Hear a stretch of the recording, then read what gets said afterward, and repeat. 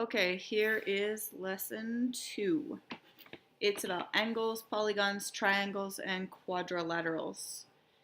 Let's start with angles. If two lines cross, like these, we say that they intersect. And I'm not going to write all of the vocabulary words on here. You can just look at the pictures from the book if you want to see the line or the words. So here's intersecting lines. The point where they cross, right in the middle of there, is called the point of intersection. If there are two lines in the same plane that do not cross, like these, they're called parallel lines. If you have two lines that intersect and make a square corner, these lines are called perpendicular, and sometimes you write a little square right there in the corner. That doesn't look very good, to show that that forms a right angle. If you have two right angles next to each other, and I'll put in my little boxes to show that they're right angles, the line that is formed on the bottom is called a straight angle. And if you have an angle that is less than 90 degrees, like this one, it's called acute. If you have an angle that is more than 90 degrees, like this one, it is called obtuse. If a right angle is divided into 90 parts, we say that each measure has a measure of 1 degree. So let's pretend this is a right angle, which is 90 degrees. If you could divide this up like by 90 times, each little division would be 1 degree. If you have two right angles,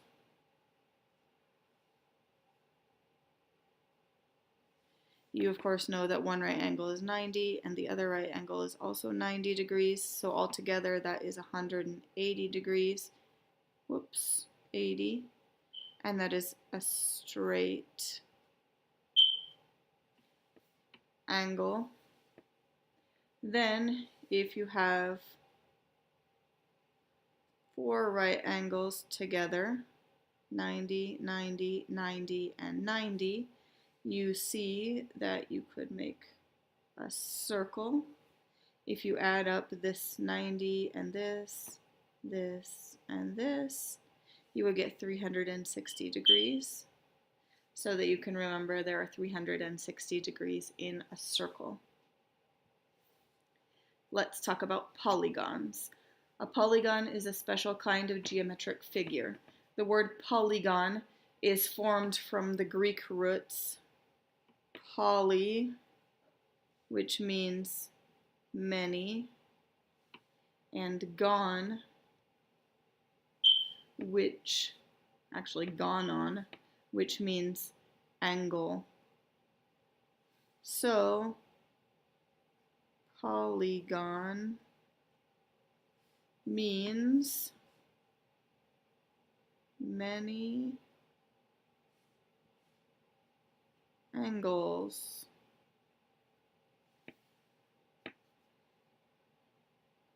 Actually, what it really means is just more than one angle. So polygons are closed, flat, geometric figures whose sides are line segments. That's important. It has to have at least two angles, and it has to be formed all of line segments, and it has to be closed. So, for example, this is a polygon because it has line segments, it has angles, and it is closed, supposedly closed.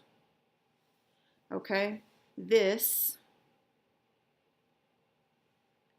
is not a polygon because the line segments cannot cross.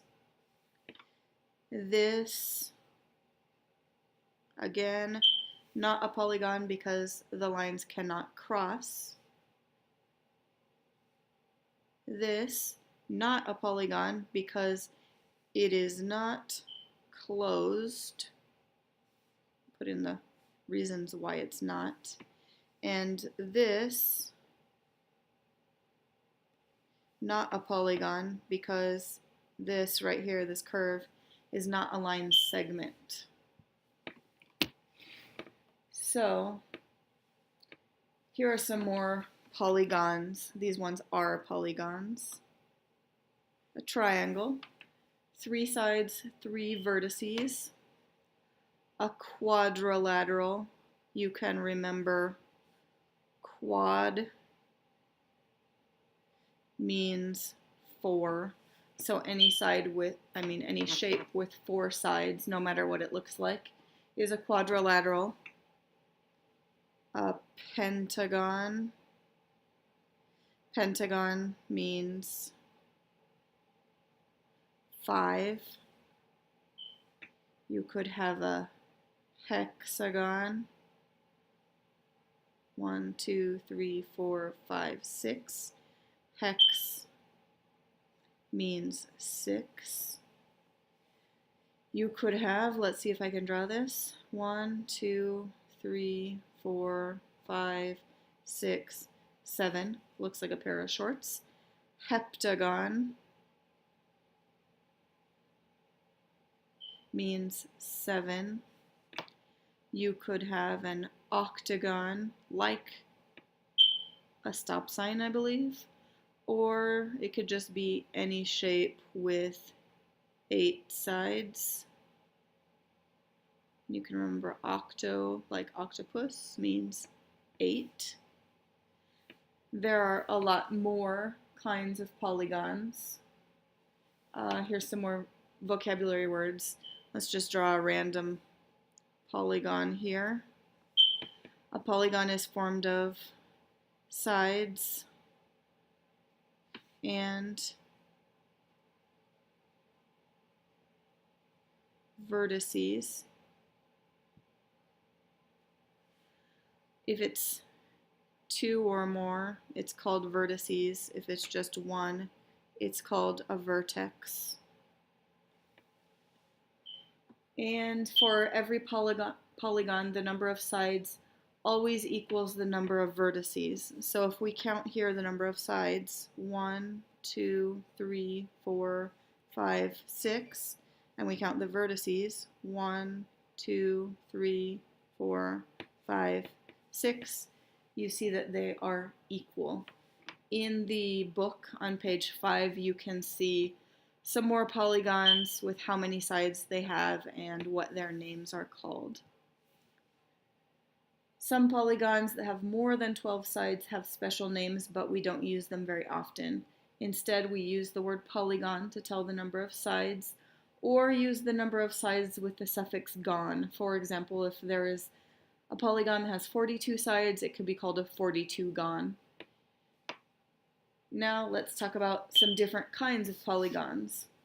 If a polygon has an indentation, like this little part that's pointing towards the inside, kind of like a cave, it's called concave. Here's a little trick for you. Here's the cave. Another way you can tell if a polygon is concave is by doing this. Let's see here. 1, 2, 3, 4, 5, 6, 7, 8. Basically 8. You can see that this is concave. How can you tell? Well, there is at least one place. In this specific one, there are 2. Where if you join 2 points together, it crosses outside of the polygon.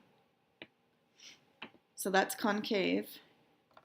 Then another kind of polygon is convex. This one doesn't have any of the vertices that is pointing towards the middle. There is no place where you can have 2 points and connect them together and have the line go outside of the shape. So this one, convex.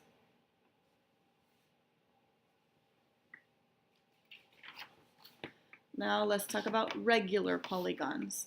If all the sides of a polygon have the same length, the polygon is called an equilateral polygon. So let me try to draw one. Let's start with an easy one, a triangle. Let's pretend that all these sides are the same, and we can tell they're the same if I mark them with this little mark on each side. That means the sides are the same length. So that's called equilateral. Some more root words. Equa means equal. Lateral means side. So equilateral means they have equal sides. If a polygon has equal angles, all the angles measure the same. For example, in a square, every angle is a right angle. They're all 90 degrees. So it is equiangular.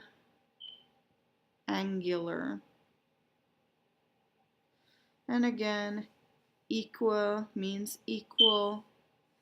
Angular means angle. So equiangular means they have the same angles.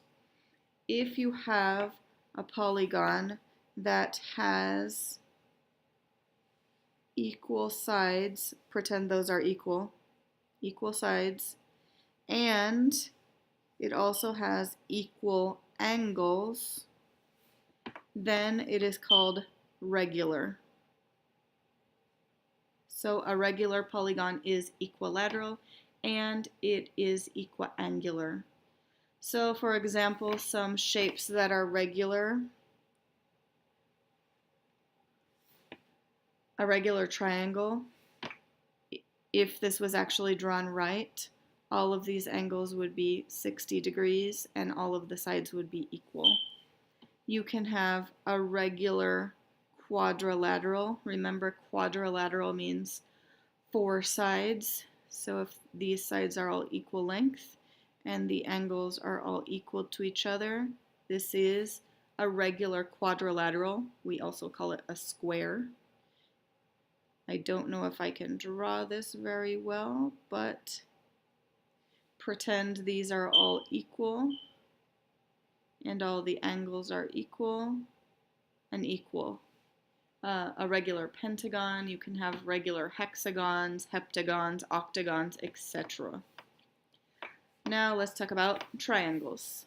We remember that the polygon with the fewest number of sides is a triangle. Triangles have 3 sides and 3 angles. The sum of a measure of a triangle, sorry, that didn't make sense. The sum of the measures of the angles of a triangle is 180 degrees. So any triangle you have, if you add up all the angles, even this kind of triangle, add up the angles, even one like this, they all equal 180 degrees. If you wanted to check this, you could have a triangle made out of paper, and you could cut out the corners, and you could lay the corners with the angles next to each other, and you would see it forms a straight angle, which is 180 degrees. Triangles are classified according to the measures of their angles or according to the length of their sides. If a triangle has one right angle, it is a right triangle. If a triangle has all of the angles less than 90 degrees, it is acute. If a triangle has any one angle that is larger than 90, it is called obtuse. And if you have a triangle that is all of the angles are equal, that is equiangular.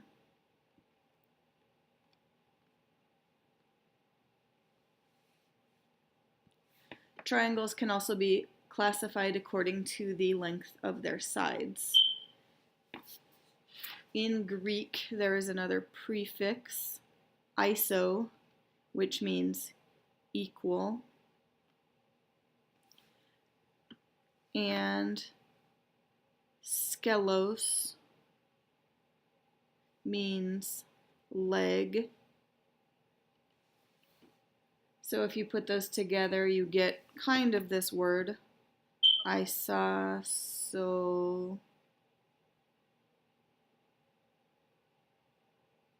Hold on, I can't spell.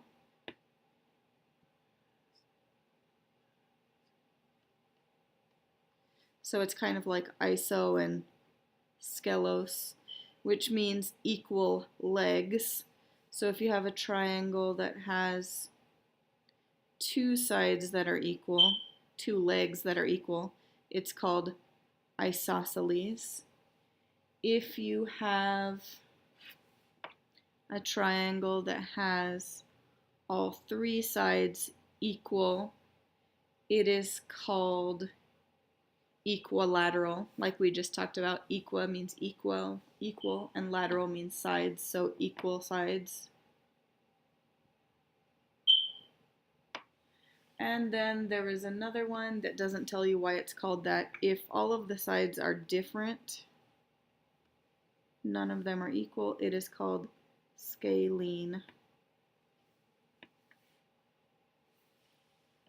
The lengths of the sides of a triangle and the measures of the angles opposite the sides are related. In any triangle, the angles opposite sides of equal lengths have equal measures. So for example, let's say in this triangle, an isosceles triangle, which means equal legs, these two angles are equal. That means that the angles that are pointing to those sides are also equal. Or if you do the reverse, if you have a shape with equal angles, that also means that the sides that are opposite from those are equal.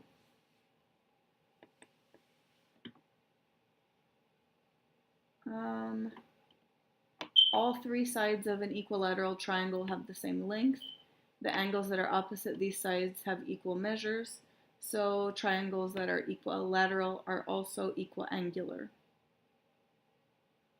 Scalene triangles doesn't have any equal sides, so it also doesn't have any equal measures. So here's an example. It's a triangle. Looks kind of like this. This is x degrees. This is 130 degrees, and this one is 30 degrees. So how would you find out how much x is? Well, you know that all the angles of a triangle add up to 180 degrees. So if you take away the ones you know, you get the one that is left over. So 180 take away 130 gives you 50. 50 take away 30 gives you 20. So that means x is 20. Then if you wanted to check, you could add all of the angles up. 130, 30, and 20, and you should get 180. And you do, so that you know that you are right. Here is another example. Triangle. It tells us that this measure is 50 degrees. It tells us that this one is y, this one is x, and these two sides are equal. So how do you figure out what x is, and how do you figure out what y is? First, you can look and you see that there are two equal sides. The angles opposite of equal sides are equal. So that means this angle and this angle are equal. Since one angle is 50, x must also be 50. Then, how are you going to figure out what y is? Well, all the angles add up to 180. You already know that x and y are both 50, so 50 plus 50 is 100. Take that away to get the leftover, which is 80. So y is 80 degrees. One more example. It tells us that this angle is 110. It tells us that this is y, and this is x, and this is 8, and this is 8. So how can you figure out what x is, and how can you figure out what y is? Look for equal sides, and you see this side is 8 and this side is 8. That means this and this are equal. Angles opposite from equal sides are equal. So that means that x and y are equal. So you have 180 altogether. Take away the angle you know, which is 110, and you have left over 70 for the other two angles. Since you know that x plus y equals 70, also you know that x and y are equal, you can do 70 divided by 2, and you get 35. So x and y are both 35. Then if you want to check and make sure your angles are right, you can do angle x, 35, angle y, 35, and the other angle, 110. Add them up and see if you get 180, and you do. So it's right. Then let's talk about quadrilaterals. Any polygon with 4 sides is a quadrilateral. There are at least 5 different types of quadrilaterals. So a parallelogram has a set of parallel lines and another set of parallel lines. Let me erase this mess here. So these lines are parallel with these lines. These lines are parallel with these lines. That is a parallelogram. You could also have a trapezoid. A trapezoid has a set of parallel lines, and then the other two sides are not parallel to each other. That's a trapezoid. You can have a rectangle. A rectangle is a special kind of parallelogram. Remember, parallelogram have opposite sides that are parallel. A rectangle is a special kind of parallelogram because it also has 4 right angles. You could have a rhombus. A rhombus is a kind of parallelogram too. It has a set of parallel lines, another set of parallel lines. The thing that is special about a rhombus is that every side is equal to each other, like a square but without the right angles. And then another type of quadrilateral is, again, parallel sides, parallel top and bottom, right angles, 4 equal sides. So the only thing that makes a square different from all of the other rectangles is that it has the same length of sides. Here's a practice. It's a triangle. It tells you that this is x and these angles are 55. How can you figure out what x is? Well, all of the angles add up to 180 degrees. Take away the angles you know, which are 55. Take away the other angle you know. let me think about some subtraction here. And I get 70. So let me check it. 70 plus 55 plus 55. Check my math. And I get 180, so I know x equals 70. Here's another one. It tells me that this angle is x, this angle is y, this angle is 40, and it tells me that these two sides are equal. So how can I find x and y? First, notice that since the sides are equal, opposite angles are equal. So if this angle right here is 40, the opposite one, which is x, is also 40. Then we can find y by knowing that all the triangles have 180 degrees. The two angles you already know, which are 40 and x, which is also 40, add up to 80. If you subtract those, you have left over 100. So x is 100. Last example is another triangle. Tells you this one is x, this one is y, this one is 112 degrees, this side is 10, this side is 10. So we need to find x and y. Again, notice that there are two equal sides. So the angles that are opposite those sides are going to be equal. X and y are equal. And the other angle is 112. So 180 minus 112 will tell you how much is left over for the other two angles.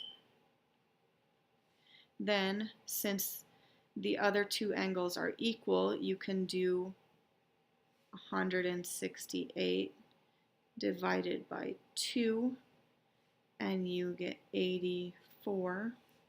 So x should be 84, y should be 84, and let's check them to make sure. Whoops, I made a mistake. 68, not 168.